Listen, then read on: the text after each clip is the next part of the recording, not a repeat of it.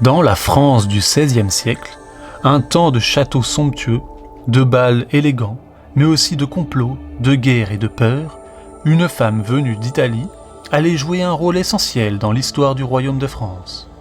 Elle ne portait pas toujours la couronne sur la tête, mais elle avait le pouvoir entre les mains.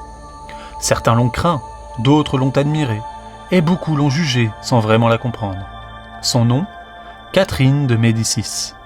Reine, mère de roi, diplomate redoutable, elle a gouverné la France dans une époque dangereuse, en essayant de maintenir l'équilibre entre la paix et la survie du royaume.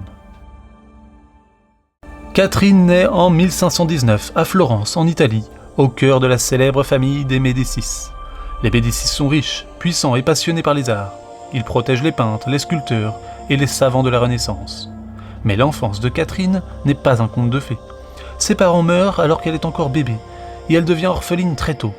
Elle grandit dans des couvents, loin des fêtes et du luxe, apprenant la discipline, la patience et l'observation. Catherine est une enfant discrète, mais très intelligente. Elle apprend à lire, à écrire, à parler plusieurs langues et surtout à comprendre les autres. Elle observe les adultes, écoute les discussions politiques et comprend que le pouvoir se gagne souvent par la ruse plus que par la force. En 1533, à seulement 14 ans, son destin bascule. Elle est mariée à Henri, duc d'Orléans, fils du roi de France François Ier.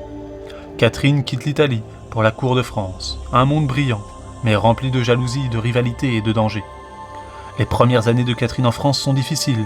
Son mari, devenu plus tard Henri II, l'ignore et préfère sa favorite, Diane de Poitiers, qui a beaucoup plus d'influence qu'elle à la cour. Mais Catherine ne se révolte pas. Elle attend, observe et apprend. Elle s'occupe de ses nombreux enfants, étudie les affaires du royaume et se prépare en silence. Peu à peu, elle gagne en importance, surtout lorsqu'elle donne naissance à plusieurs héritiers. Puis, en 1559, un événement tragique change tout.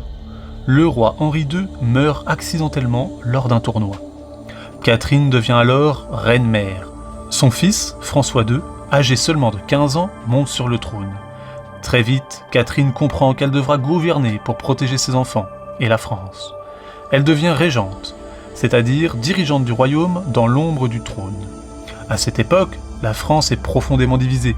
Les guerres de religion opposent les catholiques et les protestants, appelés aussi huguenots. Les villes se soulèvent, les familles se déchirent, et la violence est partout. Catherine ne cherche pas la guerre. Elle veut avant tout la paix. Elle organise des réunions, tente de faire dialoguer les chefs religieux, et marie ses enfants pour créer des alliances. Mais le royaume est instable, et les complots sont nombreux. Catherine doit parfois prendre des décisions très dures pour protéger la couronne et éviter que la France ne s'effondre. En 1572, lors du mariage de sa fille Marguerite de Valois avec le protestant Henri de Navarre, un terrible drame survient. C'est le massacre de la Saint-Barthélemy. Des milliers de protestants sont tués à Paris et dans d'autres villes. Cet événement sombre marque profondément l'histoire de France et l'image de Catherine de Médicis. Aujourd'hui encore, les historiens débattent de son rôle exact, mais tous s'accordent sur une chose. Elle gouvernait dans un monde où chaque décision pouvait sauver ou détruire le royaume. Malgré les guerres, Catherine continue de faire rayonner la France. Grande amoureuse de l'art et de la beauté, elle fait construire et embellir de nombreux châteaux, comme Chenonceau, qu'elle transforme en un joyau de la Renaissance. Elle introduit à la cour française des habitudes venues d'Italie, la danse, les fêtes raffinées, la mode élégante et même l'usage de la fourchette, encore rare à l'époque. Catherine protège les artistes, les poètes et les architectes. Elle écrit sans cesse aux rois et reines d'Europe, négocie des alliances et tente d'éviter de nouvelles guerres. Fine stratège, elle comprend que la diplomatie peut parfois être plus puissante qu'une armée. Catherine de Médicis meurt en 1589, après avoir servi 3 rois de France, ses fils François II, Charles IX et Henri III. Elle a passé sa vie à gouverner dans l'ombre, à protéger ses enfants et à maintenir la monarchie debout dans l'une des périodes les plus dangereuses de l'histoire de France.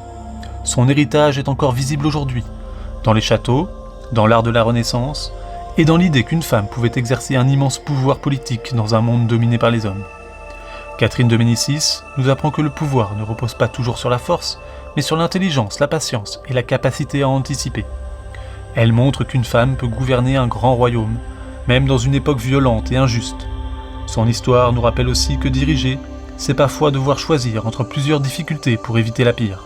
Catherine est une reine, une mère, une diplomate et une stratège. Malgré les tempêtes, elle a tenu le gouvernail de la France essayant de garder le cap dans une mer agitée.